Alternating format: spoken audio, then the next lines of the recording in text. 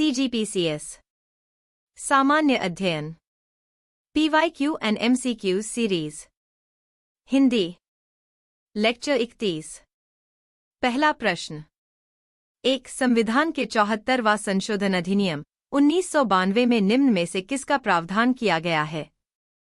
1. नगरपालिका समितियां 2. वार्ड समितियां 3. महानगर आयोजन समिति 4. जिला आयोजन समिति नीचे दिए गए कूट का प्रयोग कर सही उत्तर चुनिए।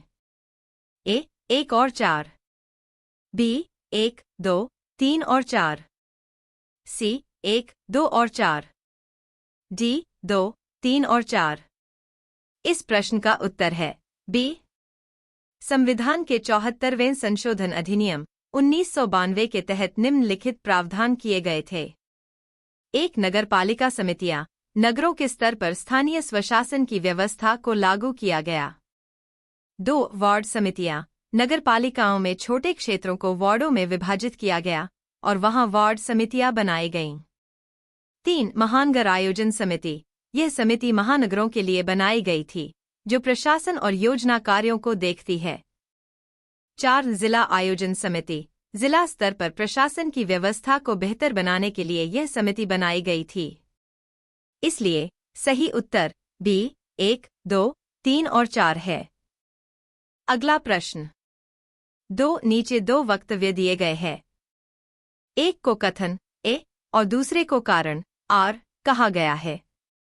कथन ए जिला न्यायाधीश जिले का सबसे बड़ा न्यायिक अधिकारी होता है।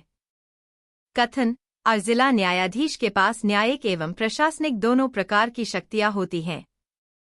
उनके पास जिले के अन्य सभी अधीनस्थ न्यायालयों के ऊपर पर्यवेक्षी शक्ति भी होती है।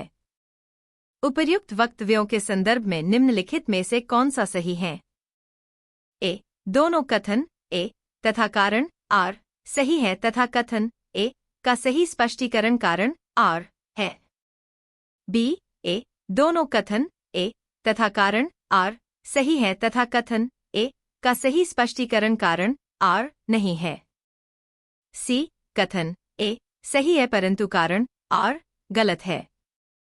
डी कथन ए गलत है परंतु कारण आर सही है।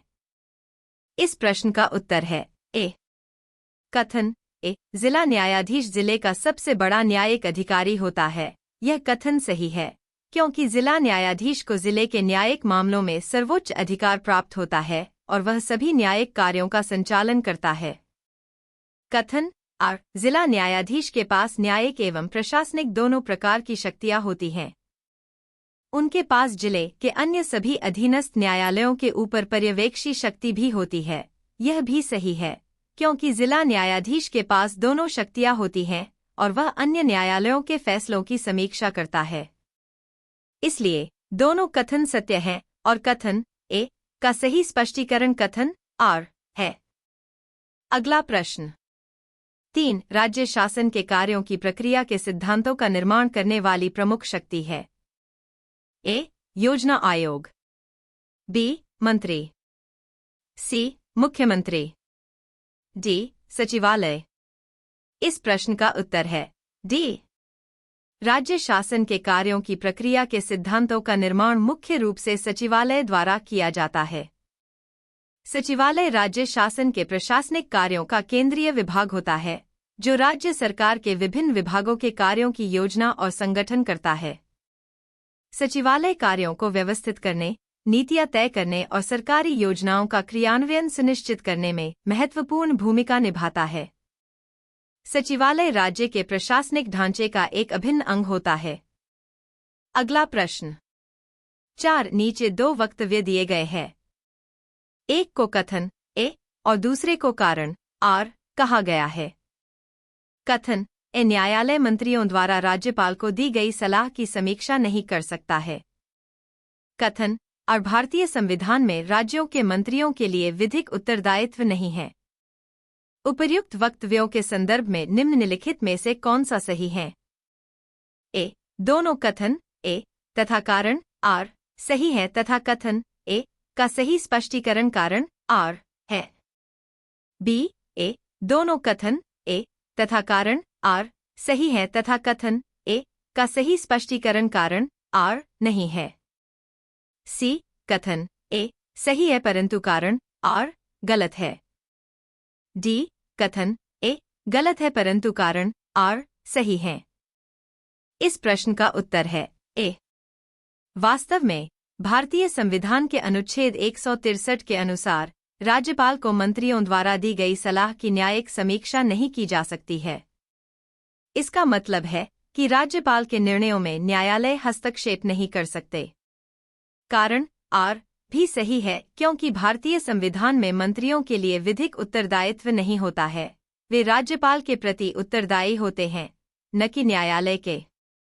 अगला प्रश्न, 5 छुरी की पहाड़ियों का अधिकांश भाग किस जिले में वितरित है?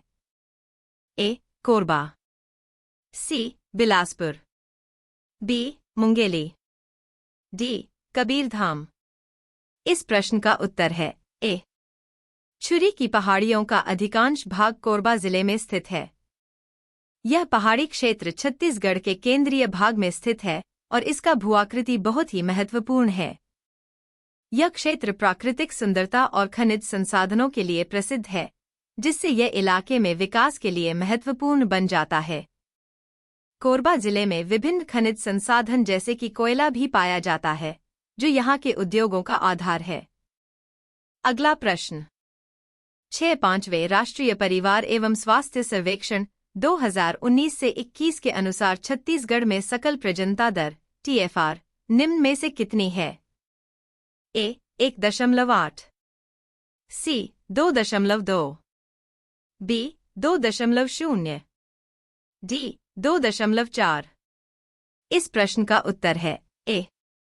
5वें राष्ट्रीय परिवार एवं स्वास्थ्य सर्वेक्षण NFHS 5 2019 से 21 के अनुसार छत्तीसगढ़ में सकल प्रजनन दर TFR 1.8 है। यह आंकड़ा बताता है कि औसतन एक महिला के द्वारा जीवन भर में 1.8 बच्चों को जन्म दिया जाता है। यह दर देश के औसत से कम है, जो सामाजिक और स्वास्थ्य सुधारों के कारण प्रजनन दर में गिरावट को दर्शाता है। यह प्रजनन दर विकासशील देशों में परिवार नियोजन के प्रयासों की सफलता को इंगित करती है। अगला प्रश्न, 7 निम्नलिखित पुरातात्विक स्थलों में महानदी में तट पर स्थित किस स्थल पर बौद्ध, हिंदू और जैन मंदिरों तटों के स्मारक हैं? ए शिवरी नारायण, बी राजिम, सी सिरपुर, डी चंपारण्य। इस प्रश्न का उत्तर है सी। सिरपुर छत्तीसगढ़ राज्य के महाप्रतापी ऐतिहासिक स्थल के रूप में प्रसिद्ध है। यह स्थल महानदी के तट पर स्थित है और यहाँ बौद्ध, हिंदू और जैन मंदिरों तथा तटों के स्मारक हैं। सिरपुर में प्राचीन मंदिरों, स्तूपों, बौद्ध विहारों और जैन मूर्तियों के अवशेष मिले हैं। सिरपुर की पुरातात्विक महत्वता इसे धार्मिक और सांस्कृतिक दृष्टि से एक महत्वपूर्ण स्थल बनाती है। यहाँ पर विभिन्न कालों की स्थापत्य कला और संस्कृति का संगम देखा जा सकता है। अगला प्रश्न, 8 मलगेर नदी का उद्गम स्थल कहाँ है? ए बैलाडीला पहाड़ी, बी अबुझमाड़ पहाड़ी, सी केशकाल घाटी, डी झीरम घाटी। इस प्रश्न का उत्तर है ए।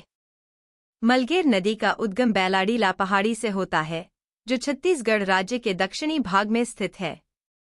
यह नदी धमतरी जिले के क्षेत्र में बहती है और बाद में महानदी में मिल जाती है। बैलाडीला पहाड़ी में स्थित होने के कारण यह क्षेत्र न केवल जल स्रोत के रूप में महत्वपूर्ण है, बल्कि यहाँ की पर्वतीय संरचनाएं और जैविक विविधता भी उल्लेखनीय हैं। मलगेर नदी का जलवायु, कृषि और जल संसाधन पर प्रभाव भी महत्वपूर्ण है। अगला प्रश्न, 9 निम्नलिखित जनुला का उत्तर बताइए।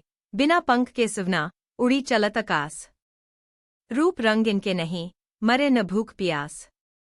ए पतंग, बी पवन, सी आत्मा जीवात्मा, डी सूरज। इस प्रश्न का उत्तर है सी। जनुला के अनुसार बिना पंख के सुवना का अर्थ है एक ऐसा तत्व जो उड़ सकता है पर पंख नहीं होते, जो आत्मा के निराकार रूप को दर्शाता है। रूप रंग इनके नहीं से तात्पर्य है कि आत्मा का कोई स्थायी रूप या रंग नहीं होता। मरे न भूख प्यास का मतलब है आत्मा अमर और भौतिक इच्छाओं से परे होती है।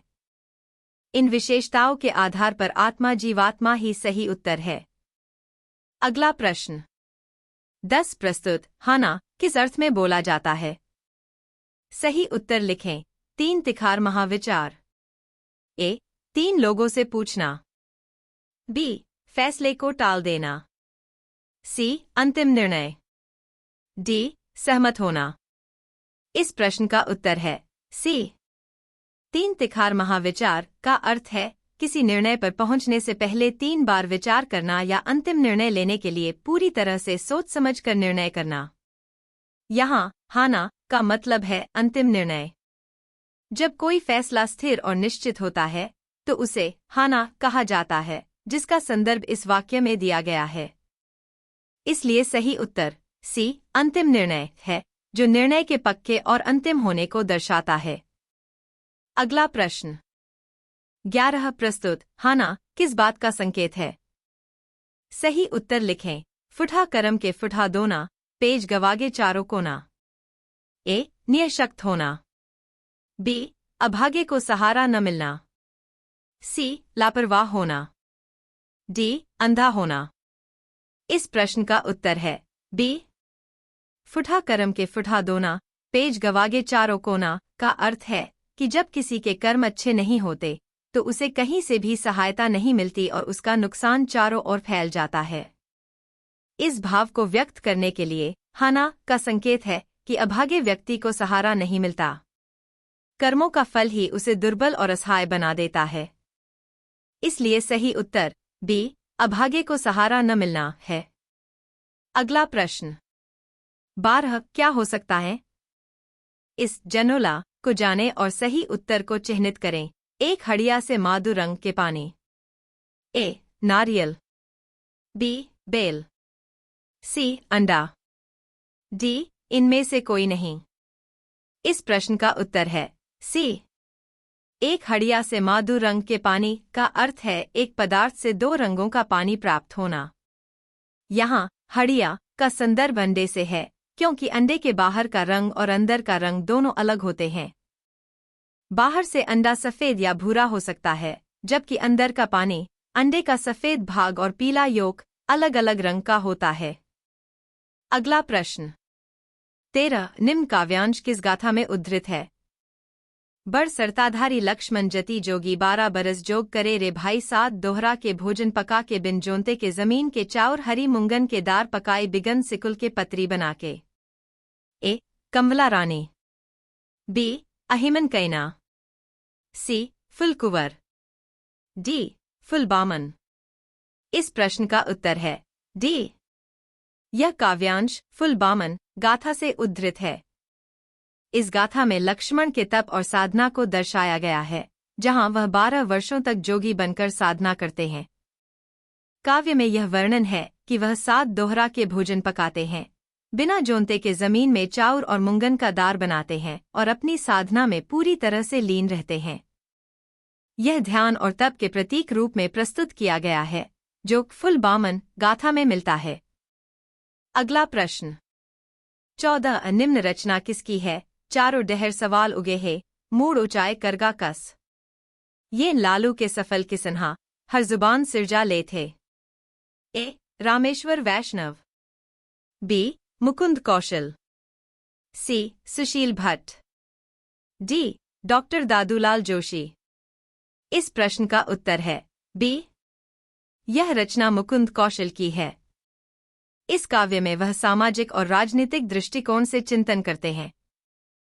चारों डहर सवाल उगे हैं में उन्होंने जीवन के विभिन्न पहलुओं पर सवाल उठाए हैं, जबकि मूड ऊंचाए करगा कस से यह संदेश मिलता है कि अपने प्रयासों को ऊंचा उठाने का समय है। लालू के सफल किसन्हा में उन्होंने लालू प्रसाद यादव की सफलता और उनके योगदान को श्रद्धांजलि दी है। इस तरह की रचनाएं मुकुंद कौशल के समाज में महत्वपूर्ण दृष्टिकोण को दर्शाती हैं।